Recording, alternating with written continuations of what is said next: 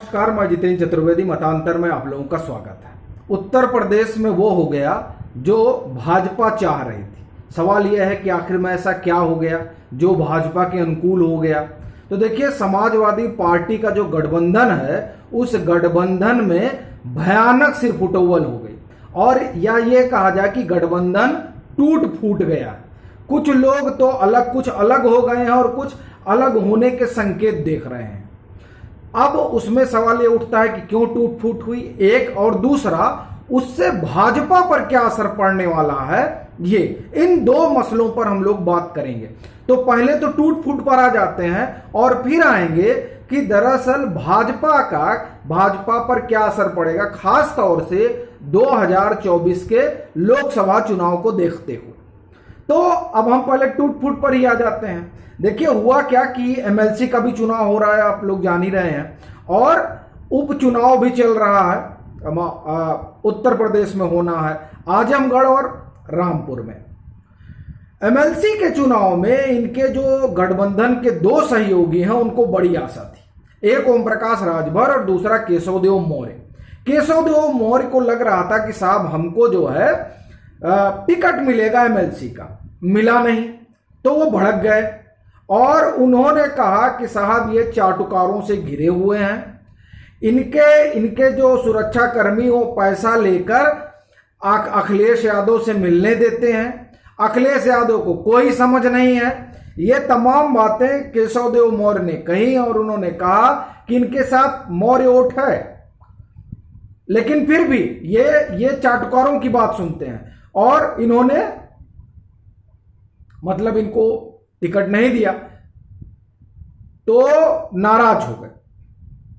स्वामी प्रसाद मौर्य को उम्मीदवार बनाया है अखिलेश यादव ने। जाहिर तौर पर अखिलेश यादव भी मानते हैं कि स्वामी प्रसाद मौर्य के बड़े नेता हैं, और केशवदेव मौर्य के कोई नेता होता नहीं है।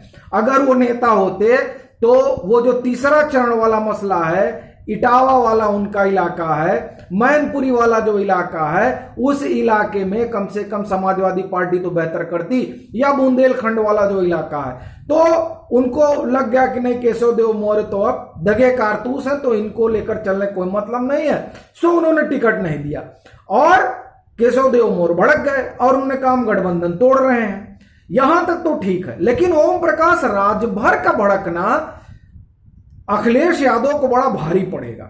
वो इसलिए चूंकि आप देखिए, अभी वो आजम खां को मनाए किसी तरह, कपिल सिब्बल को राज्यसभा भेजकर, तो आजम खां माने और फिर उन्होंने ही रामपुर में अपने मन से अपना उम्मीदवार घोषित किया, और एक जो कांटा था उस कांटे को उन्होंने निकाल लिया, चूंकि उनको लग रहा था कि यार आजम खां नहीं मानते हैं, तो जिस तरह से पार्टी के भीतर मुस्लिम नेताओं ने बगावत छेड़ दी थी, और नेताओं नहीं, इंटेलिजेंसिया ने भी, जो मुस्लिम इंटेलेक्चुअल हैं, वो भी ये बात कर रहे थे कि नहीं देखिए, अखिलेश यादव तो कम से कम इस मसले पर मुखर नहीं है, आजम खां वाले मसले पर।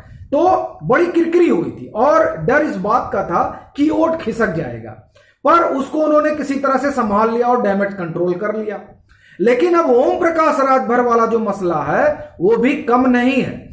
जो पूरब में जो समाजवादी पार्टी का प्रदर्शन रहा, उसमें बड़ी भूमिका ओम प्रकाश राजभर की रही। आजमगढ़ हो, गाजीपुर हो, अंबेडकर नगर हो, ये वो इलाके हैं, और देवी पाटन मंडल और बस्ती मंडल यहां जो, और आप देखिए जौनपुर, इन इलाकों में, और कम से कम अंबेडकर नगर, आजमगढ़ और गाजीपुर में तो भाजपा का खाता नहीं खुला। ये जो अप्रत्याशित सफलता मिली, अब बस्ती मंडल में देखिए क्या स्थिति रही। 13 सीटें हैं बस्ती मंडल में, और वहां सपा का बेहतरीन प्रदर्शन रहा। ये किसकी वजह से हुआ? ये राजभर वोट की वजह से हुआ, और यही राजभर वोट जो है, इस पर भाजपा टकटकी लगाए बैठी हुई है। वो चाहती है कि ओम प्रकाश राजभर किसी तरीके से भाजपा के पाले में आ जाए, और भाजपा की शर्तों पर, भाजपा के पाले में भाजपा की शर्तों पर तब तक नहीं आएंगे जब तक उनको यह आशा रहेगी कि समाजवादी पार्टी से कुछ मिलना है। अब देखिए क्या हो गया, समाजवादी पार्टी ने वो ओम प्रकाश राजभर ये सोच कर चल रहे थे कि उनके बेटे को एमएलसी का टिकट मिलेगा, लेकिन भाई एमएलसी का टिकट मिला नहीं तो ओम प्रकाश राजभर तो कुछ नहीं बोल रहे हैं, लेकिन उनकी पार्टी के लोग आग बबूला हो गए हैं और जिस तरह का बयान उनके पार्टी प्रवक्ता दे रहे हैं उससे आप समझ सकते हैं कि क्या स्थिति है। देखिए, अब पीयूष मिश्रा ने ट्वीट कर कहा कि रालोद 38 सीट पर लड़कर 8 सीटें जीत पाई, फिर भी उसे राज्यसभा का टिकट दिया गया। हम 16 सीट पर लड़कर 6 सीट जीते, फिर भी हमारी ऐसी उपेक्षा। लीजिए अब आप कल्पना करिए कि किस तरह का सरफुटौवल समाजवादी पार्टी के गठबंधन के भीतर शुरू हो गया।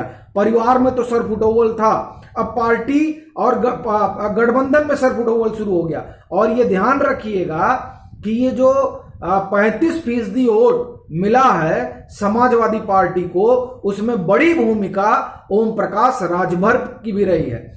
अब ओम प्रकाश राजभर अगर नाराज होते हैं और छिटक कर जाते हैं, देखिए केशवदेव मौर्य को मैं ये कहूंगा कि वो अखिलेश यादव समझ रहे हैं कि वो कितना उनके लिए उपयोगी है, इसलिए वो उनके साथ उस तरह का व्यवहार कर रहे हैं। लेकिन ओम प्रकाश राजभर तो सियासी तौर पर आप ये समझिए उपयोगी नहीं, अखिलेश यादव की मजबूरी है अगर वो चाहते हैं पूरब में कुछ अच्छा करना। कम से कम 13 से 14 सीटें हैं जो राजभर वोट प्रभावित करता है और इसीलिए भाजपा ये शुरू दिन से चाह रही है जब से नतीजे आए हैं। आप देखिए नतीजे उत्तर प्रदेश विधानसभा चुनाव के नतीजे आने के बाद लगातार भाजपा इस प्रकार इस बात की समीक्षा कर रही है कि कैसे उत्तर प्रदेश के पूर्वी इलाकों में प्रदर्शन सुधारा जाए। पूर्वी इलाका वो इलाका है जहां से प्रधानमंत्री आते हैं और जहां से मुख्यमंत्री आते हैं। वहां आप समझिए उस इलाके में वो और अगर आप राष्ट्र और प्रदेश अध्यक्ष जो है स्वतंत्र देव सिंह मंत्री भी हैं, वो भी उसी इलाके से आते हैं। तो ऐसी स्थिति में वहां पर अपनी स्थिति कैसे मजबूत की जाए। बलिया देखिए, बलिया में जो गड़बड़ी हुई उसमें भी बड़ी वजह राजभर वोटों की है। तो राजभर वोट भाजपा की जरूरत है, ये भाजपा उसे साधना चाहती है। अब साधने का मतलब ये हुआ कि ओम प्रकाश राजभर भाजपा में आए चाहे ना आए, लेकिन समाजवादी पार्टी के साथ ना रहे, बड़ी बात ये है। और जो संकेत मिल रहे हैं उसमें ऐसा लग रहा है कि वो समाजवादी पार्टी को छोड़ेंगे। अब वो भाजपा में आते हैं या नहीं आते हैं, लेकिन वो जो तीसरे मोर्चे की बात हो रही है शिवपाल यादव कर रहे हैं, तो हो सकता है वो तीसरा मोर्चा बन जाए शिवपाल यादव, ओम प्रकाश राजभर और असदुद्दीन ओवैसी।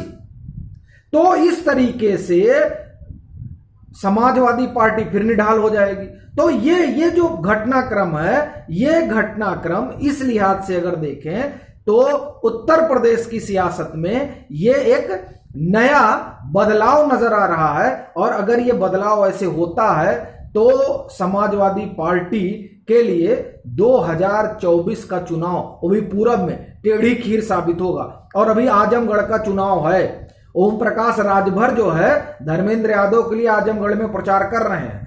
अब वो प्रचार कितना फ्रूटफुल होगा ये देखना बड़ा दिलचस्प होगा। अभी के लिए फिलहाल इतना ही। अगर आप मतांतर से नहीं जुड़े हैं तो जुड़िए, वीडियो को लाइक कीजिए, शेयर कीजिए और अपने सुझाव जरूर साझा कीजिए।